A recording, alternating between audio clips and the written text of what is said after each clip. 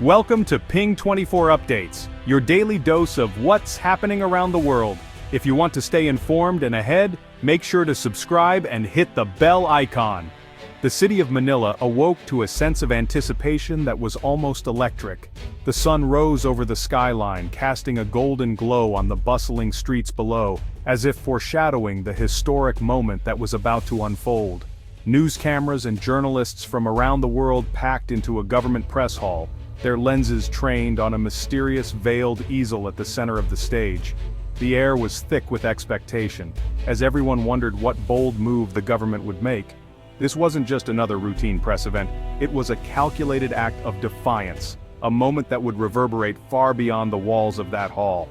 The Philippines was about to redraw its map, making a public and unmistakable claim to the waters of the West Philippine Sea. The world was about to witness a nation standing up for its sovereignty. With a dramatic flourish, the Foreign Affairs Secretary stepped forward and unveiled the new official map of the Republic of the Philippines, revealing it to the world for the very first time. At first glance, the map seemed familiar, echoing the outlines Filipinos had always known. But on closer inspection, the changes were nothing short of monumental, subtle lines and bold labels that redefined the nation's maritime boundaries.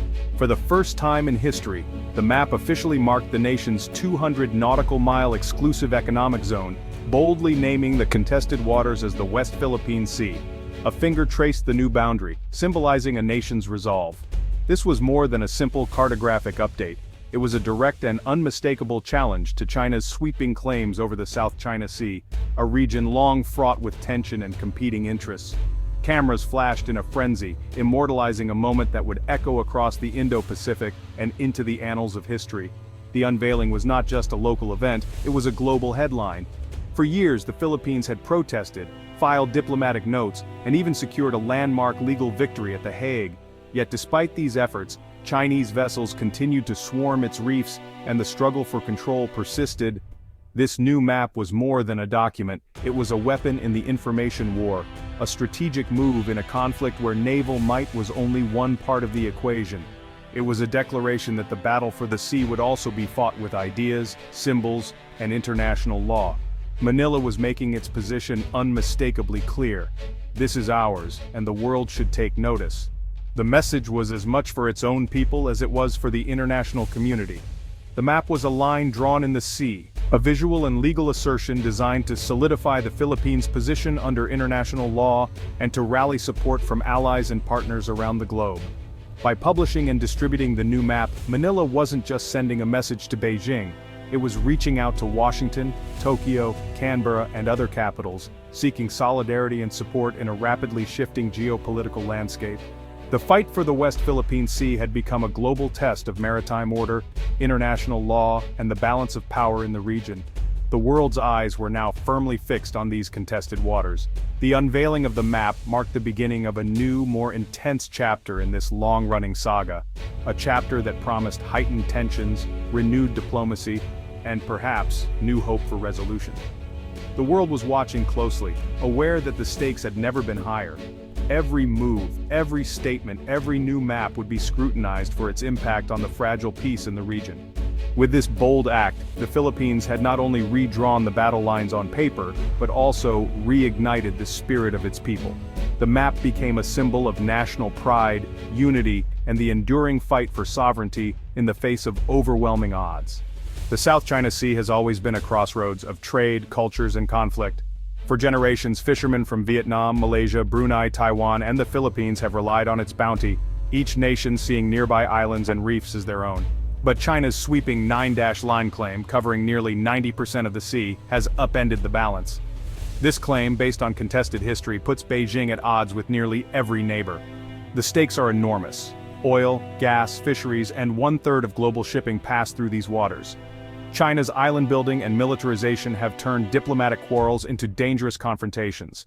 Filipino fishermen have been driven from their grounds, and supply missions face constant harassment.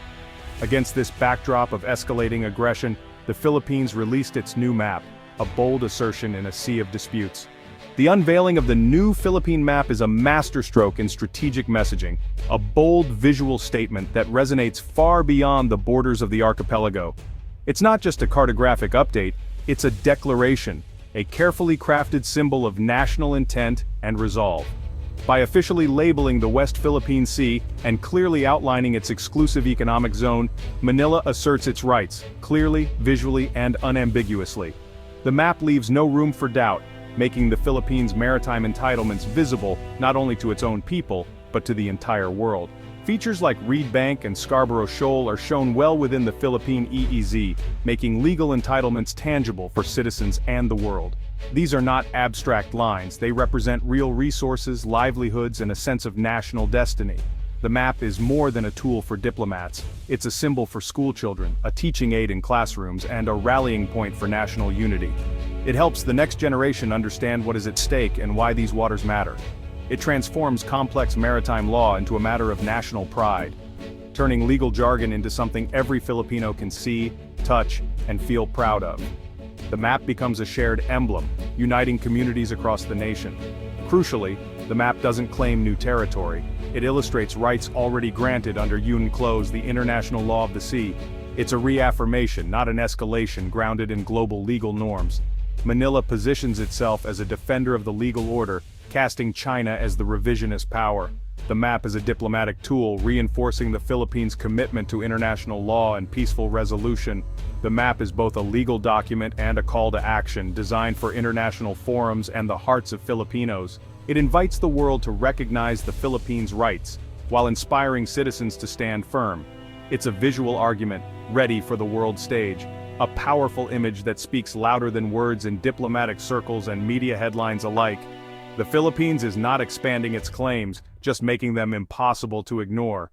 The clarity of the map forces the issue into the global spotlight, demanding attention and respect. In this cartographic battle, clarity is power. The new map is both shield and banner, a testament to the enduring spirit and sovereignty of the Filipino people. China's response was immediate and furious.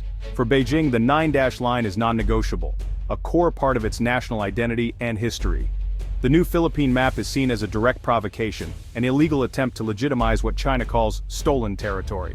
Chinese officials argue that islands like the Spratlys and Scarborough Shoal have been Chinese for centuries. Any Philippine claim overlapping the 9-dash line is, in Beijing's eyes, null and void. China's reaction isn't just rhetoric, it's backed by the region's most powerful navy and coast guard. Expect more patrols, military exercises, and economic pressure on Manila. For China, the map is a red line, and they intend to enforce it. The Philippines map is anchored in international law, specifically the 1982 United Nations Convention on the Law of the Sea, or UNCLOS.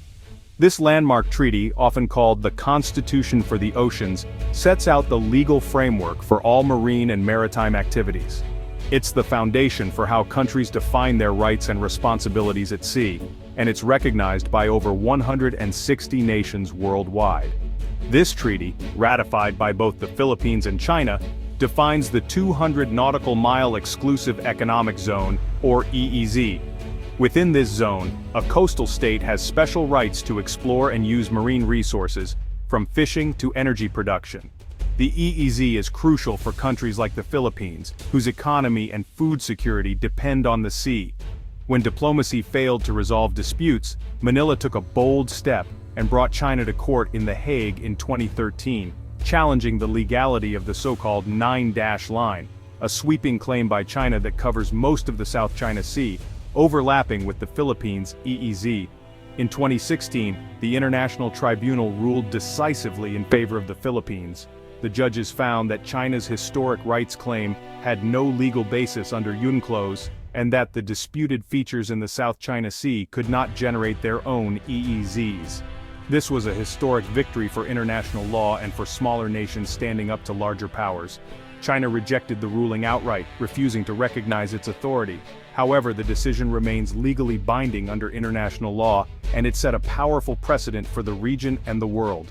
The new Philippine map is a visual translation of this legal victory, a simple, powerful rebuttal to China's sweeping claims. It clearly marks the country's EEZ, showing the world where the Philippines' rights begin and end.